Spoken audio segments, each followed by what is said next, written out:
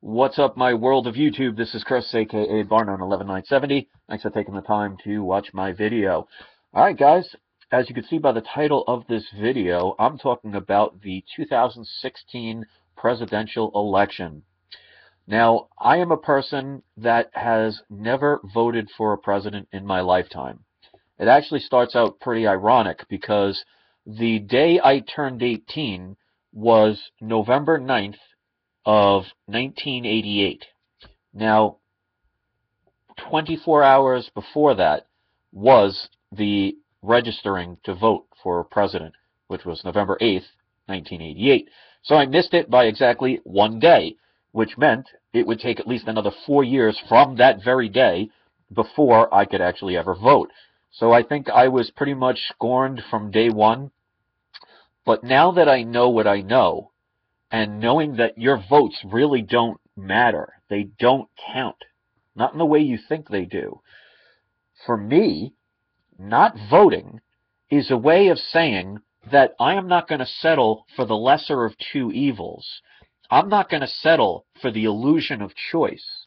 I am going to make my statement that in order to not lose a game and complain about it, or get hurt about with it, the best way is not to play.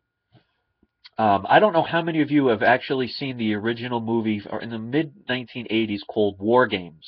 It was with Matthew Broderick.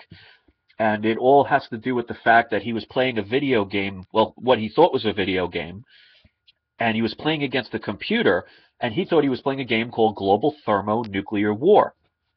Little did he know that he was working with a war computer and that he was actually using a real simulation that could potentially start World War III.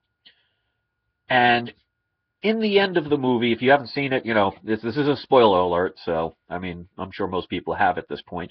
But in the end, he's trying to teach the computer that no matter what scenario the computer plays, as far as who attacks who first and who bombs where, that there's no winners. So in order to get the computer to basically understand that you can't win, he starts getting the computer to play itself a game of tic-tac-toe. And time again, the computer is playing itself, and it ends up in a tie every time. And no matter what moves the computer made to try and win, it ultimately ended up in a tie. So eventually the computer learned that the best way to beat that kind of game is to not play. So I really hope people throughout the world realize you can't go through life saying, I'm going to pick the lesser of two evils, or I have this illusion of choice, because you don't. Because especially in the United States corporation, even if your votes counted, let's just assume they count, you don't have a freedom of choice, because how many people that are poor, that want to do good in politics, rise to the top and still maintain that level of, I'm just a regular person?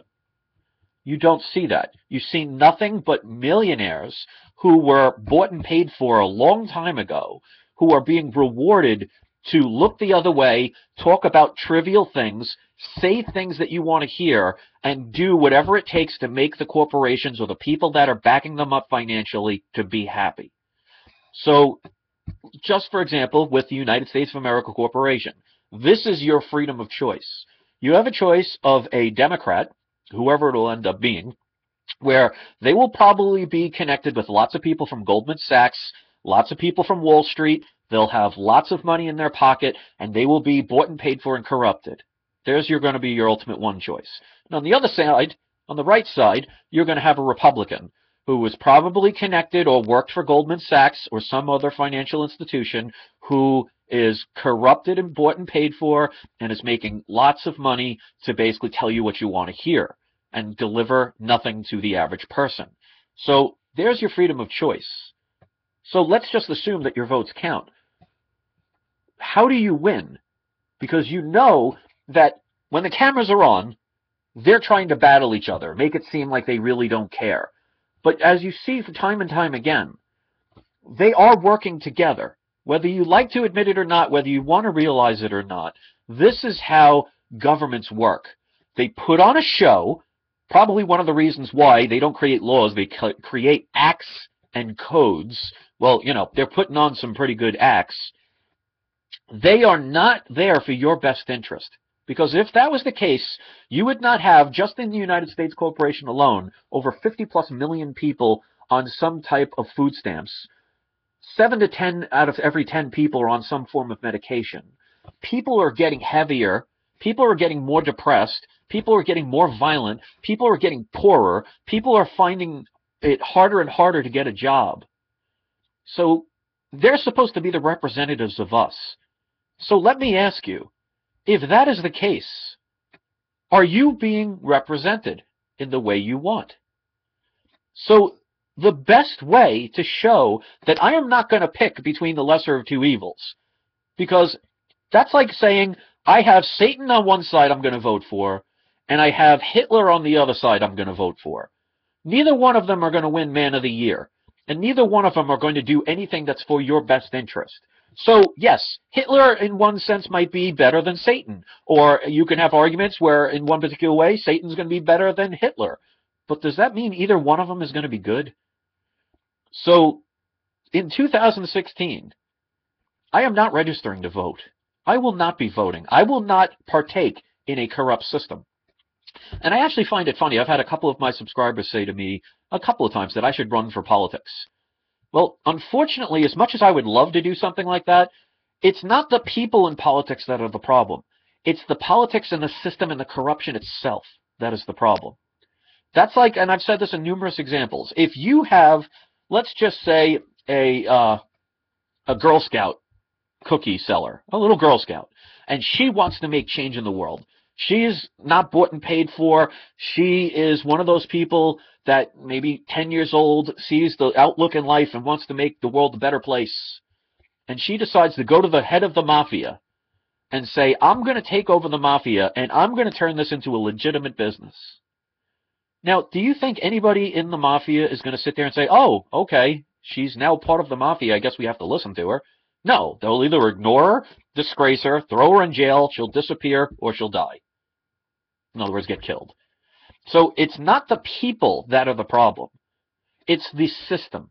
And it's the people at the top who are forcing or bribing these people to follow an agenda. So if everybody in 2016 decided, I'm not participating, you are sending a clear message that we're not going to take their lies, their propaganda, and their garbage anymore. Voting is an illusion. And if you see time and time again, you'll always see when there is a Democratic president, all of a sudden, after a while, the Republicans end up being the heroes. And when you see a Republican president, all of a sudden, after a while, you see the Democratic Party being the heroes. It goes back and forth. When are we going to decide enough is enough and make our stand? That's up to you. If you want to vote, you're voting for the lesser of two evils. So don't complain if you don't get what you want. And if you want to spend your whole life having presidents who promise you the world and dangle a few carrots in front of you and give you a bunch of free stuff, in other words, bribe you, you have no right to complain about the situations that are going on. I think it's time we make a real change. No vote 2016. Peace.